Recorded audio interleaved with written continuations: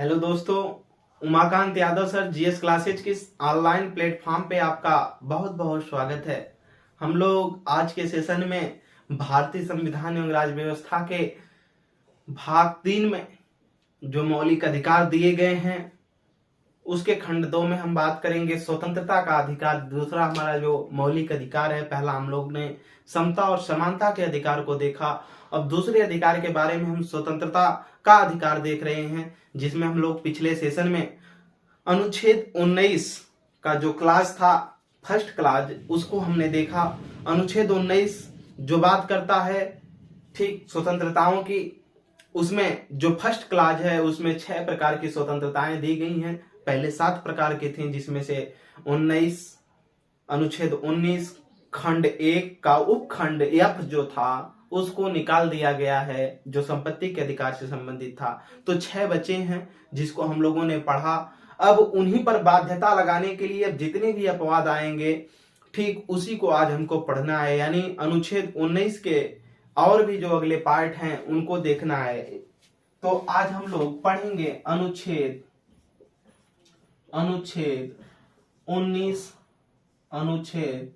19 का क्लास 2, अनुच्छेद 19 का क्लास 2। ठीक, एक वाले पार्ट के बारे में हम लोग पढ़ लिए हैं, अब 2 के बारे में पढ़ेंगे। इसमें कहा गया है कि जो संविधान का उल्लंघन करने पर, संविधान का यानी जो संविधान में स्वतंत्रताएं दी गई हैं इसके पहले वाले पार्ट में, अगर कोई भी व्यक्ति उसका उल्लंघन करता है, फर्स्ट वाले पार्ट में जो हम लोगों ने कल देखा, ठीक, स्वतंत्रता का जो अधिकार, उसमें 6 प्रकार की स्वतंत्रताएं दी गई हैं। उन 6 का अगर यदि कोई भी व्यक्ति उल्लंघन करता है, जिसे संविधान के जो हानि पहुंचती है राष्ट्र की सुरक्षा पे, एकता पे, अखंडता पे, ठीक, लोक व्यवस्था, कानून व्यवस्था पर, जनता के हित में अगर कोई भी अव्यवस्था पैदा होती है, कोई भी क्षति होती है, ठीक, मानहानि होती है, तो ऐसे समय में आपकी स्वतंत्रता से आपको क्या किया जा सकता है? वंचित किया जा सकता है, आपका वो अधिकार छीना जा सकता है। यानी अनुच्छेद 19 क्लास 1 में जो अधिकार है, 6 प्रकार की जो स्वतंत्रताएं दी गई हैं उसको पार्ट बना करके उस अधिकार को, आपका अधिकार से क्या किया जा सकता है? वंचित किया जा सकता है। इसमें यही बात की गई है। अनुच्छेद 19(2) में बात किया गया है कि अनुच्छेद 19(1) के जितने भी पार्ट हैं, 6 जो स्वतंत्रताएं दी गई हैं, अगर उन स्वतंत्रताओं की सीमा को आप पार कर जाते हैं, जो सीमाएं हैं, कल बाध्यता क्या थी हमने पिछले सेशन में बताया, अगर उस बाध्यता को भी आप पार कर जाते हैं तो उसको छीन लिया जाएगा आपसे।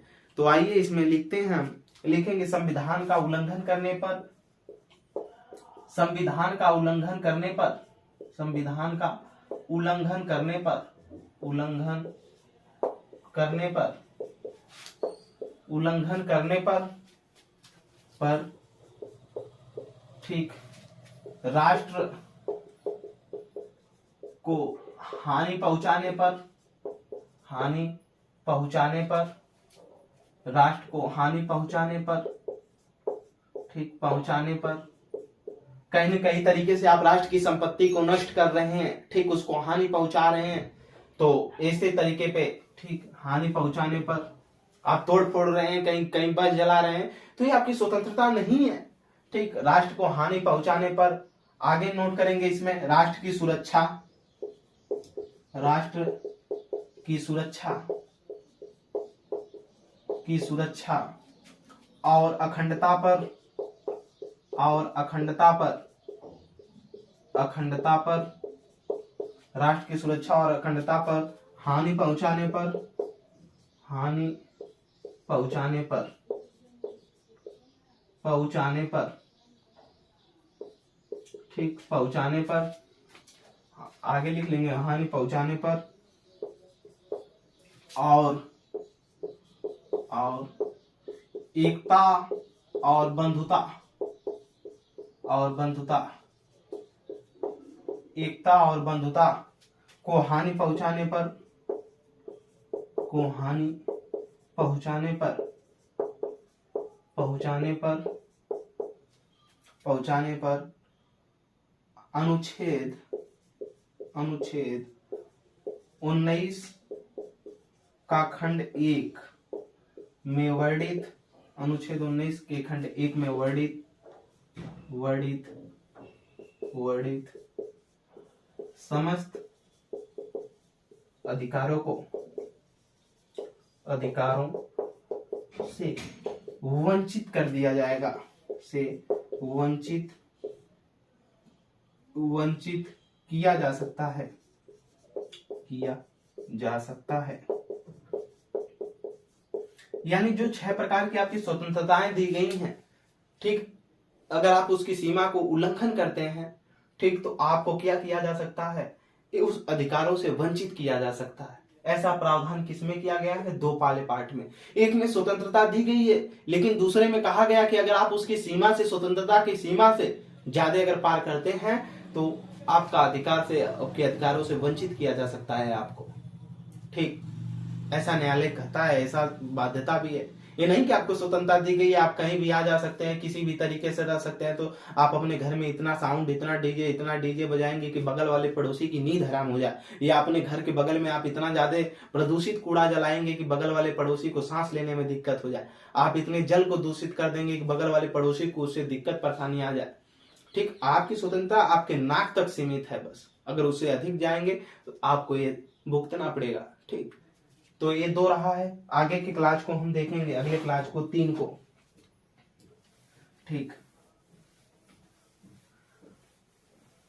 कोई भी इसमें दिक्कत होती है, नहीं समझ में चीजें आती हैं, तो आप कमेंट सेक्शन में जरूर बताएं, और ज्यादा से ज्यादा चैनल को शेयर करते रहें एक दूसरे तक, ठीक, बेहतरीन तरीके से जो पढ़ना चाहते हैं संविधान को।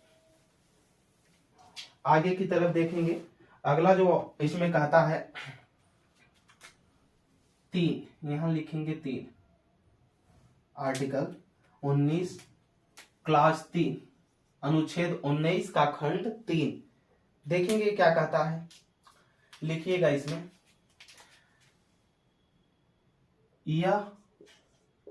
यह अनुच्छेद ठीक, अनुच्छेद 19 का खंड 1 का उपखंड बी में वर्णित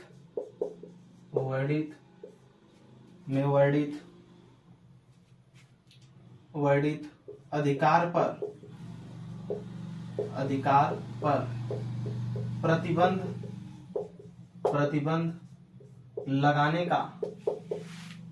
लगाने का प्रावधान करता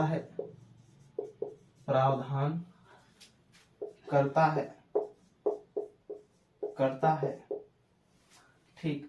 अब यहाँ एक बात और समझना कि हम यहाँ अनुच्छेद, अब क्या है, एक जो बी है, अनुच्छेद 1 जो बी है, ये क्या है, हम इसको पहले बता चुके, ठीक, कल वाले सेशन में हमने पिछले क्लासों में बता चुके हैं। 19(1)(b) में कहा गया है कि आप कहीं भी शांतिपूर्वक बिना शस्त्र के सम्मेलन कर सकते हैं, ठीक। आप कहीं भी शांतिपूर्वक क्या कर सकते हैं, एक विशाल सम्मेलन या जनसभा बिना शस्त्र के कर सकते हैं। शस्त्र नहीं लेना, सम्मेलन करना, वो भी शांतिपूर्वक, ठीक, कर सकते हैं। लेकिन अगर उसका उल्लंघन करते हैं तो आपको इस अनुच्छेद 19 खंड 3 यानी क्लास 3 के तहत आपको जो अधिकार दिया गया है शांतिपूर्वक सम्मेलन करने का, आप उसका दुरुपयोग कर रहे हैं, शांतिपूर्वक नहीं कर रहे हैं, अस्त्र शस्त्र लेकर के कर रहे हैं, तो उस पर प्रतिबंध लगाने का प्रावधान करता है कौन, अनुच्छेद। इसीलिए जो लोग शांतिपूर्वक सम्मेलन नहीं करते हैं, जो लोग दुर्व्यवस्था फैलाते हैं, नारा लगाते हैं सरकार के खिलाफ, उल्टे आवाजें उठाते हैं, ठीक, और इसके बाद जो घेराव करते हैं विधानसभाओं का, इनके अलावा फिर सम्मेलन करके जो सरकार के खिलाफ आवाजें उठाते हैं, उनको इसी आर्टिकल का, इसी के तहत अधिकार को उनके छीन करके क्या किया जा सकता है। तब वो बताने लगते हैं कि हमको अपना सम्मेलन करने का अधिकार है, हमको रैली निकालने का अधिकार है, लेकिन वो ये नहीं बताते कि हम शस्त्र लेकर के रैली कर रहे हैं, हम सरकार के खिलाफ नारेबाजी कर रहे हैं, शांतिपूर्वक नहीं कर रहे हैं। आप शांतिपूर्वक रैली निकालिए, देखिए कोई भी आवाज नहीं, पुलिस तक आवाज नहीं उठाएगी, आपके ऊपर हाथ नहीं उठाएगी। लेकिन वहां पर इसी स्वतंत्रता के भंग होने के नाते क्या होता है, इस पे प्रतिबंध लगाने की, यानी आपके स्वतंत्रता को प्रतिबंध लगा दिया जाएगा कि आप रैली नहीं निकाल सकते क्योंकि आप शांतिपूर्वक नहीं कर रहे हैं। ऐसे समय में बाध्यता लगाई जाती है, ठीक।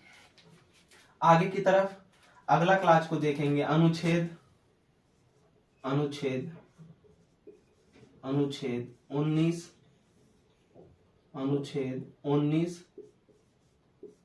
4। ठीक, अनुच्छेद 19 का खंड 4, इसमें देखेंगे क्या है। तो खंड 4 में लिखेंगे, इसमें लिखेंगे यह अनुच्छेद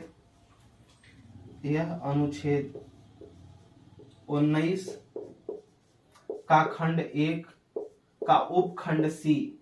ठीक, यह अनुच्छेद 19 का खंड 1 का उपखंड सी में वर्णित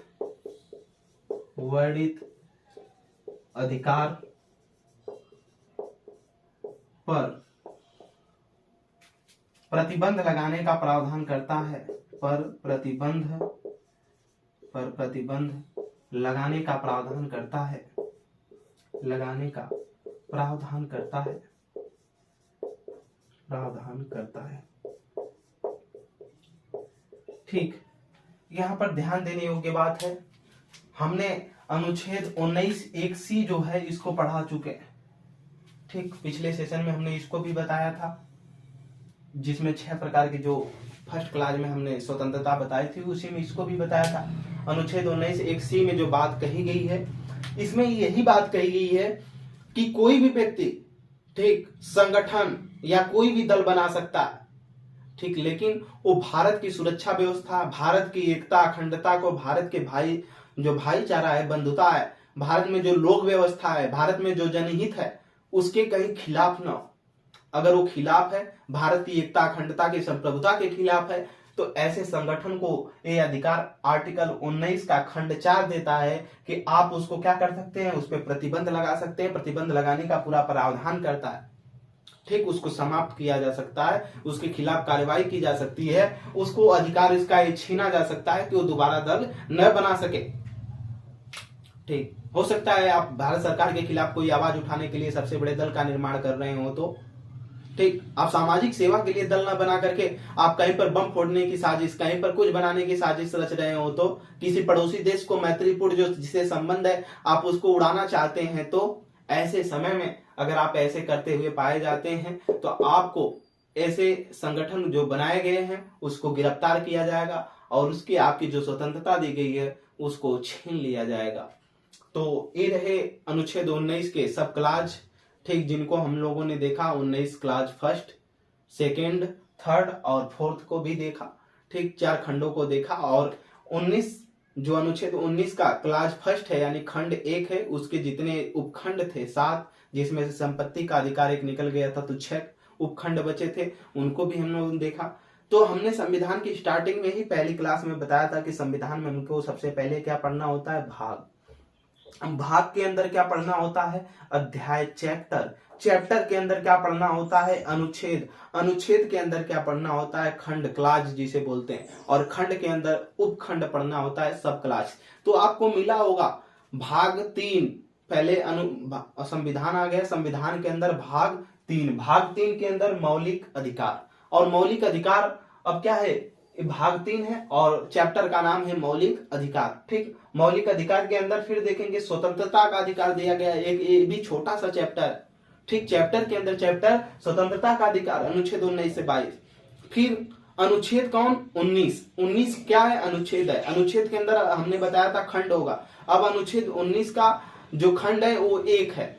ठीक, अब 1 का उपखंड है। ठीक, 1 का क्या है, उपखंड है, यानी 7 उपखंड थे, 6 है वर्तमान में, 1 निकाल दिया गया। तो खंडों के बाद उपखंड आए हैं, तो उसको हम लोगों ने देखा। ठीक, 30 प्रकार है। तो आगे के सेशन में हम लोग अगली कक्षाओं में मिलेंगे। आज के लिए इतना ही। Umakant Yadav sir GS classes में जुड़ने के लिए आपका बहुत बहुत धन्यवाद।